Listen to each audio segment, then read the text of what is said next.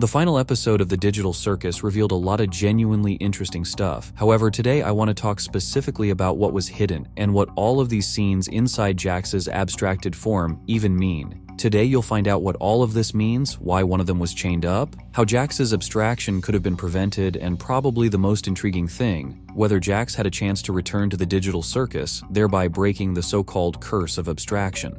In general, it's important to understand that Jax's abstraction should be split into two parts, before meeting Pomni and after. It all started with Pomni risking her life and deciding to save Jax by going straight inside the abstracted monster. Let's skip the similarity of the scene to what we saw in episode 7 and jump straight to that exact room where Pomni started exploring Jax's inner state. Behind the first door was the so-called insane Jax. An important detail of this scene that the show creator specifically emphasized is the door to Regatha's room with the crossed-out image.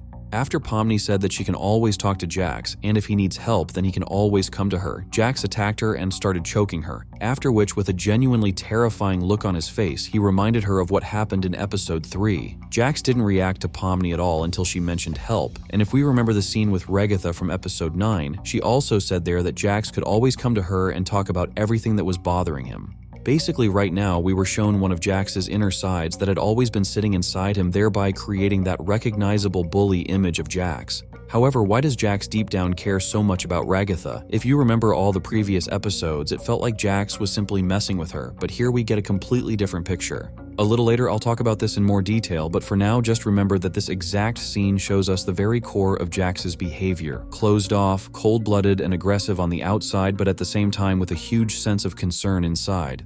The second door shows that very strange scene with Gangle. What we see here is Jax's imagination pushed to the absolute limit of insanity and answering the question that Pomni will ask later about whether Jax really sees all of them this way. I'll answer right away no.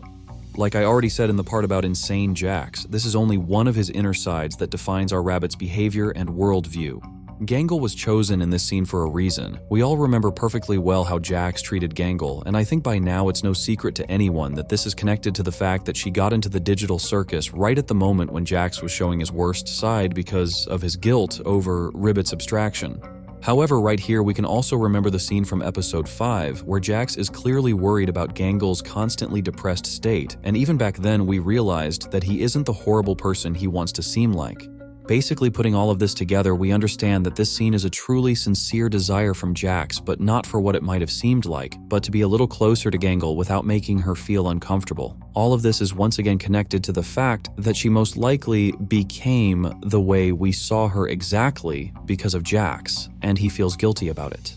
The third scene at first glance may seem completely empty and useless, but here we need to remember Jax's words about how for Zooble, he's always the one to blame. No matter what happened, Jax would be the one at fault. Even though we were only shown Zooble here, through her, Jax means all the other characters in general, who try to blame Jax for absolutely everything. This attitude is what formed the third side of Jax, which treats everything with maximum simplification. It might seem like I'm trying to make Jax look like a psychopath with multiple personalities inside. However, even though I call each of these Jaxes a personality, in reality they simply represent the feelings and inner beliefs that formed inside Jax, and everything would be much simpler if not for the fourth door behind which all three of them gathered and one more person. The poker scene perfectly reflects the part of Jax that he shows to everyone, while that lonely chained-up Jax playing the piano is who Jax actually is. A little later, we find out that Jax really can play a couple of songs on this instrument, which means that this is definitely him. I've mentioned those shackles on his legs several times, and let's talk about this in a little more detail.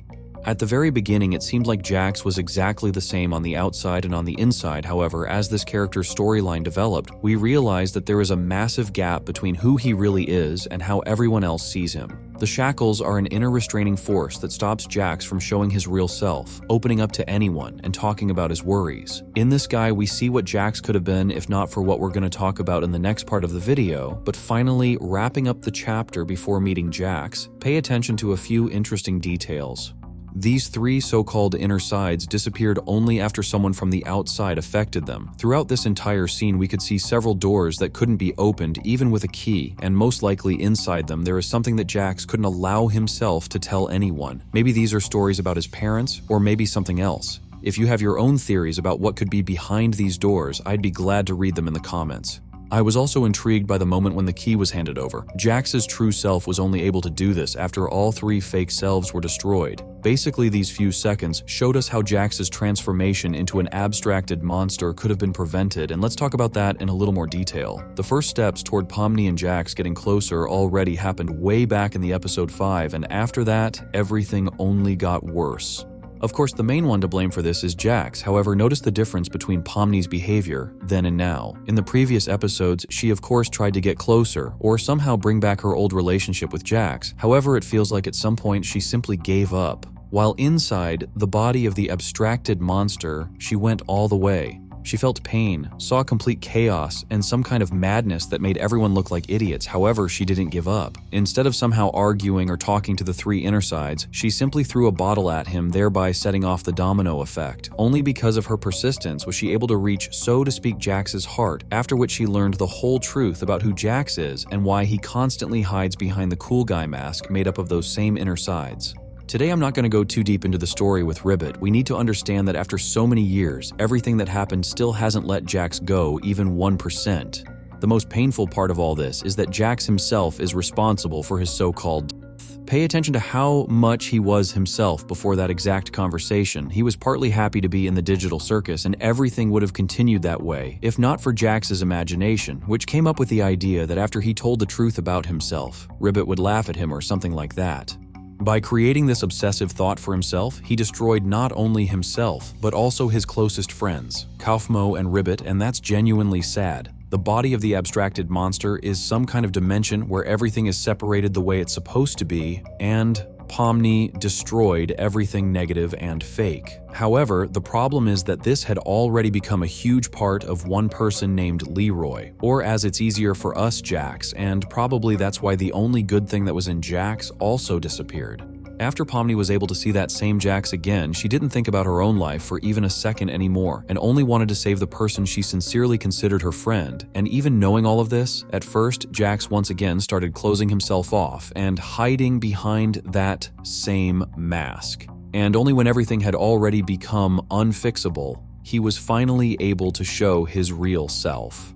But to get to this point, Jax first accused Pomni of the exact thing he was afraid of from Ribbit, and the saddest thing is that Pomni didn't have even the slightest thought of judging him in any way. However, as I already said, in the end, Jax was able to open up and show his real self, and this is truly the only happy thing that can exist in his abstraction. At the beginning of the video, I asked myself a question. Did Jax have any chance at all to come back? And I think, as sad as this sounds, but no. Even if Pomni had spent several weeks there while the abstracted monster was in the darkness, it wouldn't have helped bring Jax back in any way, and he himself understood this perfectly well. His mental state had been pushed to the limit, and as we know, this causes a breakdown inside the character's code, which apparently even Kane, with his former power and access rights, couldn't fix.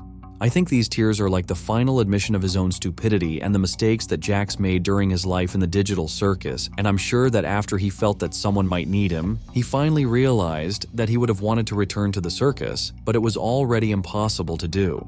As always, I'll be waiting for you in the comments and see you soon in new videos.